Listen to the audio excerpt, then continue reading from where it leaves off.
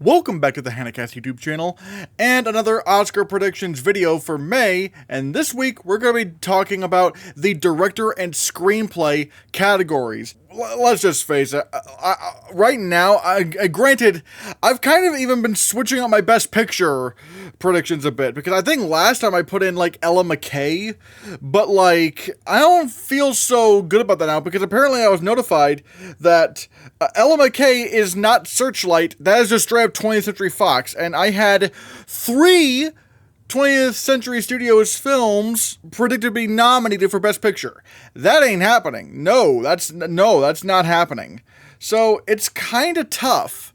Because, like, you know, even when we think that there's going to be, like, you know, 3 movies from one studio that will get in, it doesn't happen. Like, for example, I remember it being kind of weird that we were all predicting, you know, what was it? Oppenheimer, Barbie, Dune Part 2, and The Color Purple for Best Picture. And even, like, and keep in mind, this was like before Dune Part 2 got pushed to the next year.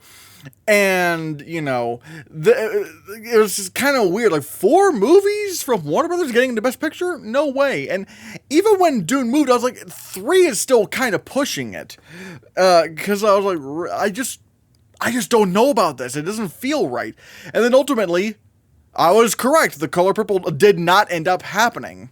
So, what do we got here? Well, it's kind of interesting, because, like, you know, granted, this is not my Best Picture list, but I took out Ella McKay and I put in Is This Thing On? The Bradley Cooper movie. I know it's weird, but it's like, I could probably see this getting, like, a picture and screenplay nomination if the screenplay is strong. Now, I've heard it's not like any of Bradley Cooper's other films, but it seems interesting enough, like a kind of dramedy thing. I'm fascinated. I am kind of curious, but again, who knows what could happen? And it's kind of tough because a lot of the other movies I have getting, like, or at least, you know, on the outskirts of Best Picture are all like Searchlight or 20th Century Fox, like Rental Family and Ella McKay. It's like, it's kind of too much. So I'm going with, you know, Is This Thing On? Because I think that's Searchlight. That should be fine. And you're probably wondering, wait, you took out sentimental value. Yeah, I took out sentimental value because, I don't know, I just kind of have this feeling that, granted, Cannes is getting ready to start, but I feel like with sentimental value, everyone's predicting it to win Palm, and I'm thinking that's just too easy. It's probably not going to, and if it doesn't, that does hurt its Best Picture chances, especially if it doesn't really, you know, win an award at Cannes. So it's kind of tough. So what I'm thinking could end up being the breakout hit is The Sound of Falling. All right, this is a film that is talking about that is juggling different you know, women's perspectives throughout a long scope of time, and I feel like that could be a big Oscar player if it does. Again, if it is a big Cannes breakout, and if it is, then oh my God, you know, Masha Shalinsky could definitely get nominated for director for this. So I am kind of, again, I'm really looking up for Cannes, but the competition's already fierce. And I do have Sinners winning director. I have Ryan Coogler winning, because if Sinners is our Best Picture winner, which granted, again, it is May, anything could happen, but right now, Sinners is like such a huge juggernaut. Like, that could win so many Oscars below the line and above the line. And I feel like if Sinners is like this year's Oppenheimer, which granted it's not making as much money as Oppenheimer, and it's not a biopic like Oppenheimer, but still, if it does sustain that hype, then it could, like, Ryan Coogler could finally have his moment. I think there will definitely be a moment he's winning here in a bit, but, like, you know, I think right now, Sinners is probably a good bet to have. And also, it's like, if I have this movie getting nominated for, like, 14 Oscars right now, which even then, that sounds excessive, but again, who knows? It's like, he probably would get nominated, and looking around with this kind of competition right now, it's kind of hard to see who would beat him. unless they were actively winning Best Picture. Like, I do, I do think The Life of Chuck, if it were winning Best Picture, it would win Director. I do think that. Hearing everything about the story and how the film is done, it's like, I could see how, if there's enough passion for that film, it could win Director, Picture, and Screenplay, and, again, maybe even a Supporting Actor win. So I could see that. Rivals of M. Zaya King just feels a little bit more like Power of the Dog, where it could win Director, but that would need to imply that it's also winning Picture in a lot of places, and then it stumbles at the end. Is this going to be the case for M. Zaya King? I'm not exactly sure. Jay Kelly, I don't think it's going to be like as showy of a direction as some of these other films, but obviously those films, or like films like Jay Kelly do tend to get in, like, what are some examples? Like, Anora is not really the most showy kind of director movie, and yet that got in. The Banshees of Inisherin is not really like the big, whenever I think of Banshees of Inisherin, I definitely don't think of direction. And that's kind of the thing I'm talking about with a lot of these movies. And there's also, I forgot, Alexander Payne did not get nominated for The Holdovers. But yeah, basically, every once in a while, there are those movies that come around where it's like, they're not, really, like showy direction films, but they do get in if the film itself is very, very strong. And I do think there is a path for like Jay Kelly to maybe win Best Picture. Again, Adam Sandler right now could be winning Supporting Actor.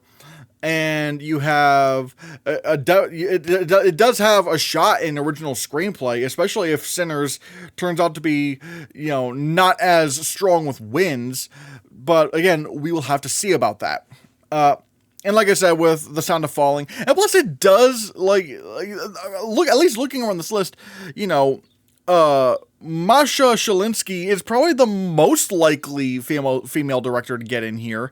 Because, I'm looking at a lot of the others, and it's like, well, let me look around. Catherine Bigelow for the political thriller. Again, I don't know if that's going to be a thing.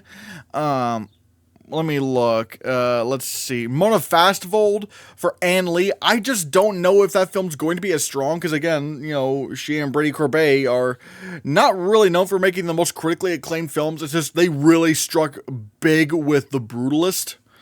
Trying to look around. Chloe Zhao for Hamnet. I don't know. And so I'm just kind of looking around, and Celine Song for Materialists. I do want to talk about Materialists here in a bit, but it's like I'm looking at all these directors. It's like I don't really know if any of them have like that strong of a shot. Whereas something like The Sound of Falling, this is a very unique story, and it's probably going to require a lot of very clever direction. So I think maybe Masha Shalinsky could get in. Now, granted, it's not because, she's a woman, obviously, but again, when looking at this list, it's like, there's not really a lot of options. I do want to try to see what could be a, big contender in this field. And again, considering The Sound of Falling does sound like a very, unique kind of film to direct, I'm kind of like, I'll go with The Sound of Falling for now. Yorgo Lanthimos for Begonia. I think I had him initially. Did I have him winning director last time? I'm not exactly sure. It was either him or the M. Zaya King director.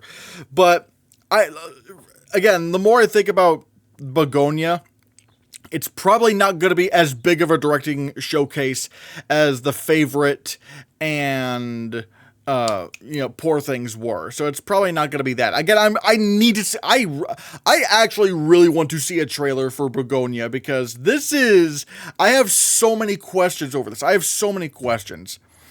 Richard Linklater for Nouvelle Vague. Again, I do have this in Best Picture, and this does make sense for a directing nomination, but I'm wondering if this could be like, Edward Berger in Conclave, or something along those lines where it's like, you get, or even like, what's his name? God, I literally just said his name earlier. Bradley Cooper in Maestro, where it's like, you get a few precursors, but ultimately they pick some of the more, like fully international picks.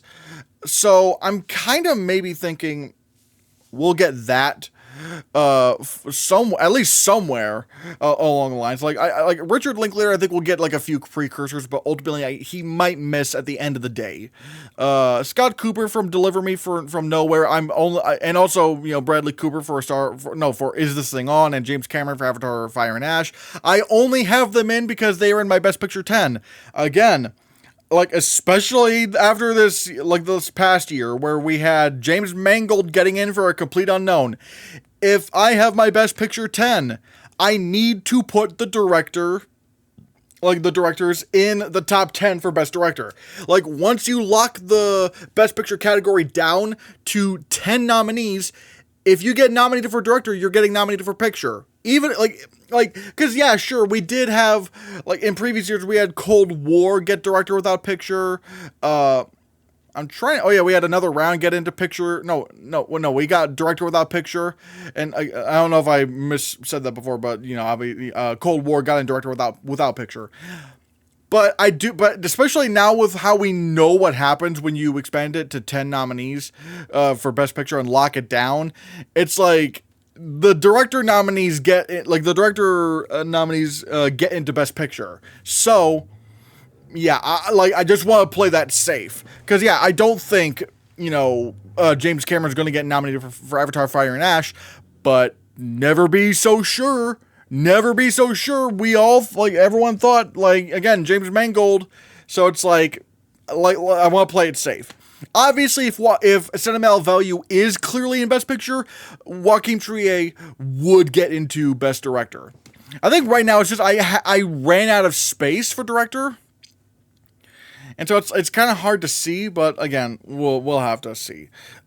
James L. Brooks for Ella McKay. Obviously, again, if Ella McKay were getting pretty close to Best Picture, then James L. Brooks would definitely be a contender. Hikari for Rental Family, same deal. Luca Guadagnino for After the Hunt. I keep losing faith in this film the more and more I think about it. I'm just like, no. Paul Thomas Anderson for One Battle After Another. It's kind of funny seeing how, One Battle After Another is, slowly lowering down in people's predictions. And I'm just thinking, yep, at this point, since everyone else is just kind of taking it down and it's going down, down, down, down, down, it's like, I think at the end of the day, it just doesn't make it in. It just probably will not make it in at that point. If people are already starting to doom dictate to not get in. But yeah. Sebastian Lello, I hope I pronounced that correctly, for The Wave. Again, if this performs well, I think it can. It's not in competition, but I think it's somewhere another. Watch out if this is like a big Cannes breakout. Edward Berger for The Ballad of a Small Player. Right now, I'd say no, because again, I think I have Ballad of a Small Player lower down in the Best Picture race now. But again, who knows? Obviously, if that's a contender, then he's a contender. So there's that. But it is kind of weird that the Oscars have now snubbed Berger twice. Once for a film that you could argue wasn't top 5 for Best Picture, but then the other film was absolutely top 5 for Best Picture with Conclave. Catherine Bigelow for a political thriller, obviously, again, Best Picture contender. If it is, then she would come along with it. Guillermo del Toro for Frankenstein. I am very curious, if Frankenstein got into Best Picture, would Guillermo del Toro be nominated for director? Because he didn't get nominated for Nightmare Alley. And this is just straight up a remake of Frankenstein. But it's based on the book. It's not it doesn't matter. There were previous versions of Frankenstein. It's a remake. For all intents and purposes, it's a remake. So, I do wonder if Frankenstein got into Best Picture, if Guillermo del Toro could come along with it. But again, the Oscar, but also they might be a little bit too gatekeep. The director's bridge might be a bit gatekeeping, which is admittedly a worry I have for Sinners. If Sinners is considered too commercial for Best Director, because again, the director's branch of the Oscars, they do not like big blockbuster directors. And I know some people have said, well, what about Joker? Joker got in. Joker is not the kind of blockbuster we're talking about. For all intents and purposes, Joker is a prestige film. there's no like big action set pieces. It's just like kind of it's like a psychological thriller, but it's not like an overinflated budget kind of film. So it's like, I just want to push back on the Joker comparisons, because, like, Joker is not the kind of, like, the only reason why it's a blockbuster, like, why, like, it's what I like to call the accidental blockbuster. The blockbuster that was not supposed to make that much money. You know, like Oppenheimer or something like that. Where it's like, yeah, it's probably going to do decently well, but the big blockbuster element of it was not even, like, the intention. Whereas movies like Barbie, or Inception, or Avatar: The Way of Water, or the Dune movies, or, you know, Wicked, like all those films, it's like they were made to be blockbusters. So yeah, and so with Sinners, that is a legitimate concern, because like I was yeah, that is kind of it. But again, if this film is getting over 10 nominations. Like, actually, no, I have it right now getting 14 nominations, which even if I took out something like, you know, I took out supporting actor or lead actor, you know, that is still 12 nominations. You don't get 12 nominations and get snubbed out of Best Director. That's kind of the thing. Like, if this film starts to drop off after, like, you know, at like 10 nominations or so, then maybe you can make an argument, okay, maybe, you know, Sinners is not really, or it could be vulnerable for director. But I'm only putting in Sinners right now because it is like the most acclaimed film of the year, and I do have it winning Best Picture, and they might want to honor that and aspect. And so I might, yeah. But again, watch out, because again, the big even All Quiet on the Western Front managed to miss, you know, Best Director. And I know some people are gonna try to say, well, what about, you know, it was because Edward Berger was not really an auteur director. Neither was Justine Triet, and she still got nominated. It's like, it's not really always about like how well known you are as a director. A lot of it has to do with like, is it like too large scale? Is it too much of a big spectacle? And that's going to be the test for Sinners. That's going to be the kind of test that we're looking for. Like, if this can overcome all of that. Because if it can, then the movie could legit win Best Picture. Let's see. Josh Safdie for Marty Supreme. Again, if this were in Best Picture, I would definitely consider it. But again, I'm just getting bad vibes out of Marty Supreme. I don't know. John M. Chu for Wicked for Good. Again, like, this is also really tough because it's also a sequel. Like, if it's a sequel, then that he has an even harder time. But again, I'm already kind of thinking Wicked for Good might be fake news, considering people don't like the second half of Wicked. And again, I know people are going to say that there's original songs, but original songs did not help Dear Evan Hansen or Cats. It's like, it doesn't matter. It's like, still. But again, like, but even if this movie were to be in Best Picture, I just don't think he would get nominated anyway, because it's like, well, we already nominated Wicked for like 10 Oscars. We don't need to do it again. It's like, they just kind of have that mindset. Park Chan-wook for No Other Choice. Again, if this is in Best Picture, he is absolutely getting in. But it's kind of hard to say right now because No Other Choice is not at Cannes. Benny Safdie for The Smashing Machine. I still think this could be a player. I'm very fascinated by this because the trailers for The Smashing Machine are not as like, it doesn't make the film look as weird as people say it is. It's like, is it just because like it's like, you know, like UFC, and it's like not like a boxing film, and UFC is just a lot more, you know, rough of a sport? We'll have to see. I don't know. Let's see. I already talked about Mona Fastfold. Ari Aster for Eddington. This is also one I'm very much looking out for when it comes to Cannes, because this could be a big player. I'm very fascinated by this. You know, again, talked about Chloe Zhao. Oliver Hermanis for The History of Sound. Kind of the same reason why I'm going with Masha Shalinsky. It's like, if The History of Sound performs big at Cannes, again, I'm watching out for that. Bill Condon for Kiss of the Spider-Woman. I still kind of wonder if this actually is going to be like a big Oscar thing. Because, yeah, sure, it came out at Cannes, and, not Cannes, at Sundance, and no one really cared, but the way I kind of viewed, granted, the reviews are still very good, or still pretty good, but it's also like, I've always said, is Sundance really the right audience for Kiss of the Spider-Woman? I just don't think so. So I need to see if it, does, a fall festival thing. Let's see, Celine Song for Materialists. I am kind of wondering if we are sleeping on it.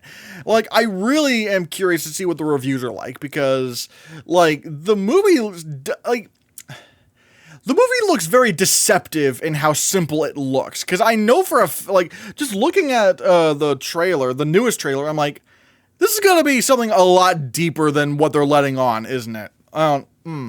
I'm kind of, that's why I am still, I'm going to entertain the idea of, maybe this could be a big surprise. We'll have to see. Let's see.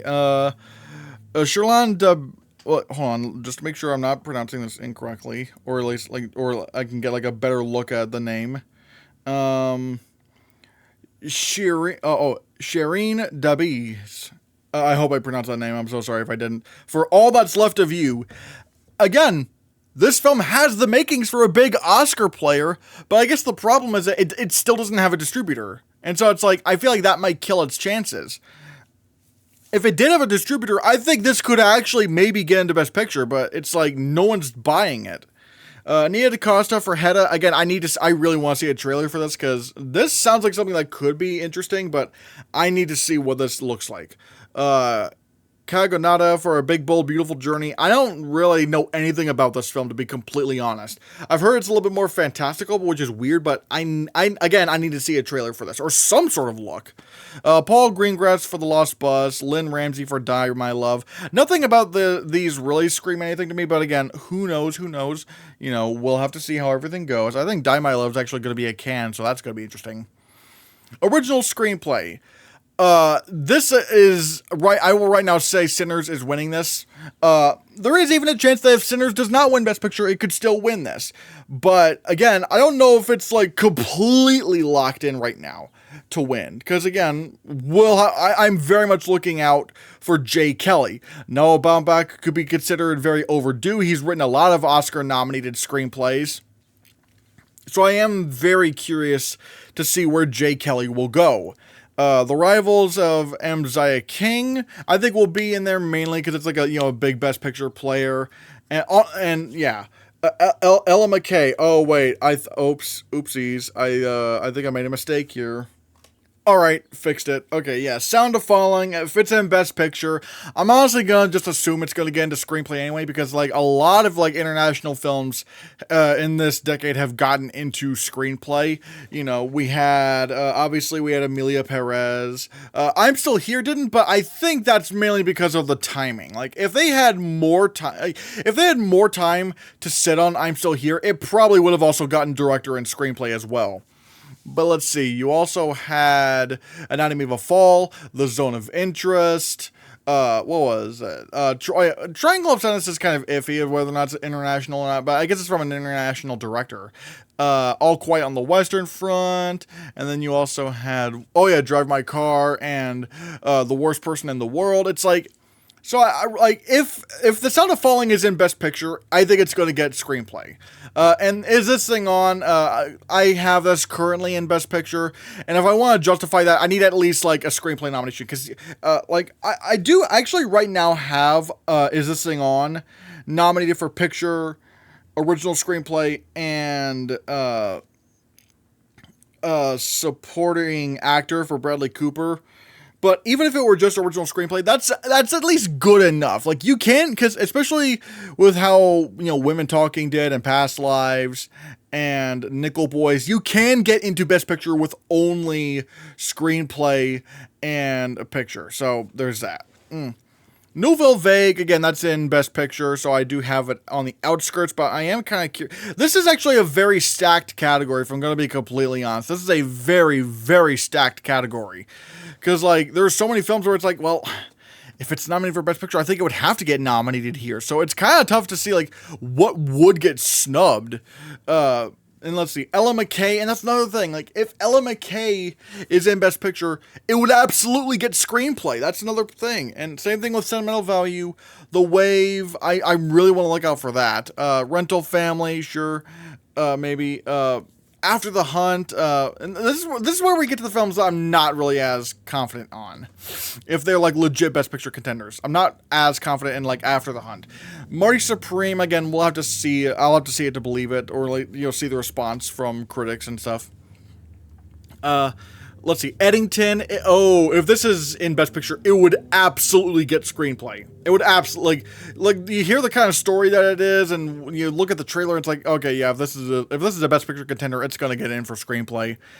Materialists is also very fascinating. I am kind of wondering. I mean, there is even a chance that Materialists could get a Writers Guild nomination, maybe. Again, it all depends on like how good the reviews are, how good the box office is. I mean, the box office might be pretty strong considering you got Chris Evans and Pedro Pascal in this. The budget can't be that big at all, so I am very fascinated. The Smashing Machine, again, very curious about this one. Ann Lee, the Catherine Bigelow film, and kind of looking out for that. All That's Left of You. Again, if this had a distributor, this would make sense for a screenplay nomination given its story. The Phoenician Scheme, again, that's kind of a film that I have to, again, see to believe. Blue Moon, Big Bold Beautiful Journey, Black Bag, Late Fame, I'm kind of like Anemone, Warfare, The Mastermind.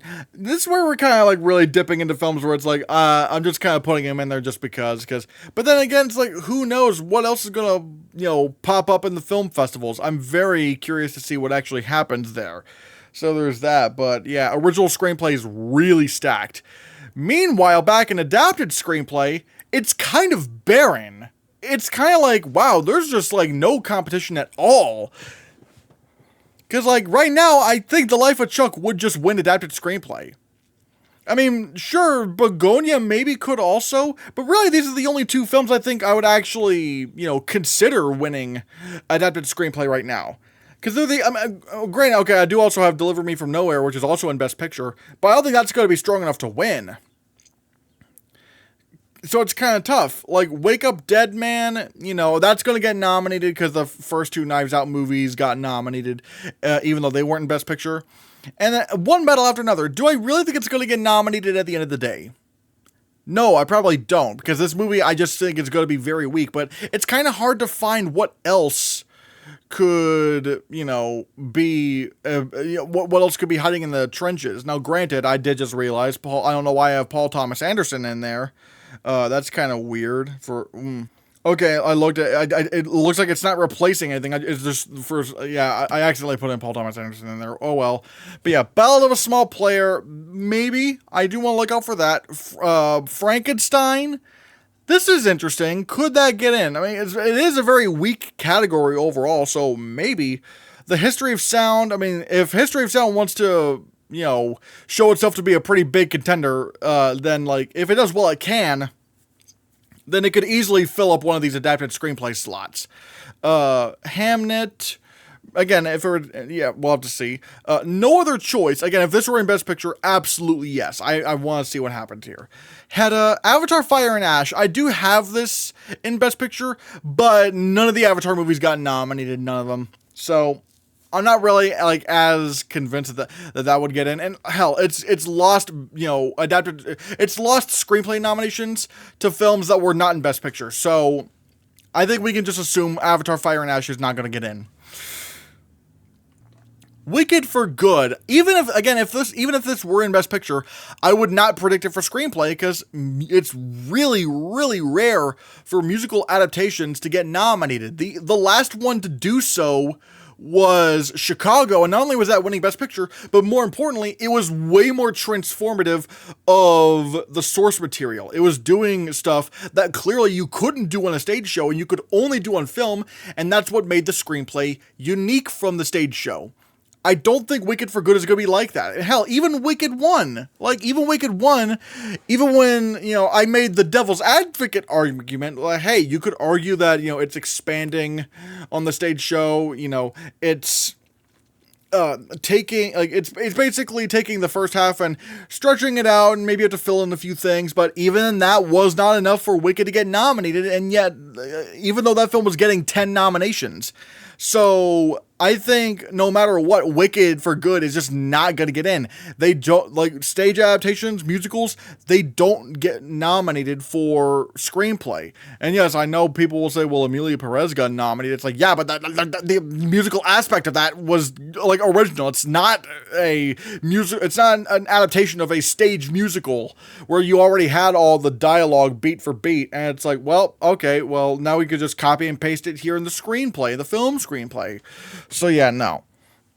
Let's see. And same thing goes for Kiss the Spider Woman. I don't think that's happening. And then we get to the films that I'm just like, they're just not gonna happen. You know, they're just not really gonna happen. But I'm just kind of, you know, keeping an eye out to see what else happens. But, you know, highest to lowest, I don't know. Can seems to not really like that film that much. Die My Love, again, Lynn Ramsey's a very, like, extreme kind of director, and so I'm not really sure if her film's going to be, like, Oscar friendly. What is it? Oh wait, I don't know why I have highest to lowest in here twice. Oh man, dang it. But yeah, wait. Okay, yeah, highest to lowest is supposed to be at number 17. I don't know why I screwed that up. Let's see. Yeah, Mickey 17, maybe an adapted screenplay nomination at Writers Guild, maybe, but this film was just not really strong at all. Train Dreams, I think it kind of died at Cannes. No one really cares about it. It's not like a big breakout hit like, you know, Boyhood or Past Lives. It's just nothing like that. I mean, hell, like the normies were talking about Past Lives, and yet this year, no one's really talking about any of the films from Cannes. So yeah. Let's see, Caught Stealing. I don't know, probably not. The collaboration. It is written by Anthony, I think it's Anthony McCartan. That film. It's like that film has been trying to come out for years now. It's like, well, if it's gonna take this long for it to come out, it's probably a disaster. Let's see, The Memory Police. I think that's Charlie Kaufman, so I want to keep an eye out, but he doesn't really make Oscar films these days. Superman, again, I'm not betting this is happening, but again, we'll have to see what happens and how strong the film is. The Roses, Long Day's Journey into Night, and Clara and the Sun. Again, I don't think really, I think the main competition you could argue is like from 1 to 12. Like, that's your main competition. Unless, again, something happens over at the film fests, like some film just comes randomly out of nowhere. We'll have to see. But now, I'm going to pass the question off to you. What are your Oscar nomination predictions for director, original screenplay, and adapted screenplay for May? Thank you guys so much for watching, and be sure you hit that subscribe button, because if you don't, I'm going to put you onto a page with words.